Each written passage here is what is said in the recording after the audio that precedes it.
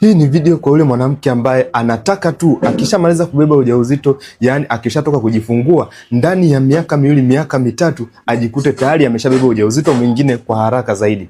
Ni pale ambapo atapokuwa anaangalia kutafuta ujauzito mwingine na inashindikana. Huwa ni yale ambayo inajitokeza kikawaida kutokana na mabadiliko ya kawaida, hasa ya homoni za uzazi, tukizungumzia homoni ya maziwa, kutokana na kwamba alitoka kunyonyesha hivi karibuni na bado hajamaliza kuanzia mwaka 1.5 hadi miaka miwili na wengine hata miaka mitatu.